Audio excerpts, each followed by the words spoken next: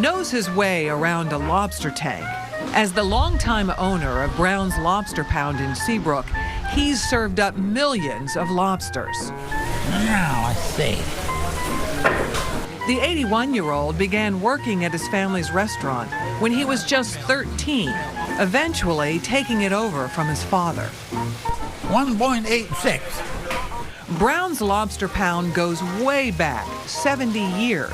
The Brown family, centuries. My ancestor came to Hampton in 1638. His name was John Brown, and I'm the 10th generation from him. Bruce speaks much the same way as his forebears did hundreds of years ago. I guess I've been told by people that it's the closest thing to the King's English. In Seabrook, there's a nickname for it. A brooker, yeah, sure. We'd qualify, wouldn't we? The roots go way back to the original settlers. The Eatons, the Fowlers, the Dowes, the Beckmans, the Boyds. Henry Boyd, a direct descendant of 3 of these original families. If you're a Seabrooker, then you have the ability to speak properly.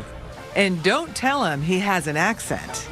I don't think we have an accent. I think you have an accent because it's been described as an Elizabethan dialect, and English is a Germanic language. And if you listen to a German person speak, they don't pronounce a hard R at the end of their words. If they order a beer, it's a beer. Just the same way a Seabrooker would say beer. Bruce's dialect caught the attention of his high school English teacher. This is my yearbook from Amesbury High School. 1955. 1955. Mr. Woodwell regularly called on Bruce to read out loud in Shakespeare class. For a charm of powerful trouble, like a hell broth, boil and bubble. That's pretty good. Since then, Bruce has sought to preserve the Elizabethan dialect. I think it's part of the history of the town. We just had our 250th anniversary. As people come and go, the dialect becomes diluted. I think the desire to preserve it is alive in me, but the reality that it will be preserved is gone. When you have US Route 1 running through your town, it's very, very difficult to preserve the past. We could still find a few people, though, can't we, Henry? Did you catch that shortened word Bruce used for couldn't? Can't we, Henry? When we get together, we speak differently. Like, his son just left, who's my best friend, and he says, I might see you, Maury. Maury is an ancient term for tomorrow. Seabrookers hope their dialect sees many more Mauries.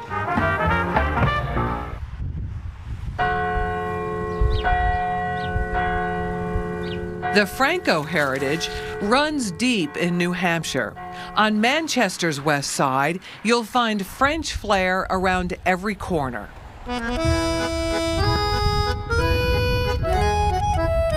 Of course, the west side was known as being the Franco-American west side. Robert Perot, born in Manchester, traces his ancestral roots back to New France, today's Canada, and now works to preserve his French heritage. Nobody knows about our existence. If you say, I'm Franco-American, oh, that like the spaghetti? He and Henry Valancourt. Alors, on peut s'amuser. Un autre bouffon comme toi. C'est ça, exactement. Are crisscrossing the state, giving presentations on how the French-Canadian language spoken in Quebec is based on old dialects from different regions in France where the first settlers originated. For the longest time, Henry, raised in Greenville, thought his French was slang. The term was jargon. On parle du jargon, you know, which is kind of slang. That's how the people thought of their own language. His aha moment came on a bicycle trip through France when he was told he spoke an old dialect from northern France. But little did I know that the words that we thought were slang, like ici, fret, dret, moi, toi, that's all Old French. And I thought, boy, how interesting that can survive the centuries and people still speak it. Robert, an author and French teacher, encounters similar prejudices. People ask me sometimes, what kind of French do you teach up there at St. Anselm College? And they'll say, is it that Canadian stuff or is it real French? And which I find kind of insulting. And I tell them, look, if King Louis XIV of France, who was living in the 17th century, came back to life, he would probably be better understood in Manchester than he would in Paris. The Franco dialect has waned over time, yet its roots are ever present. A monument of the first French language journalist stands tall in the West End's Lafayette Park, and a historical marker, both in English and French, commemorates the first credit union in the U.S. It's important because it's part of our heritage.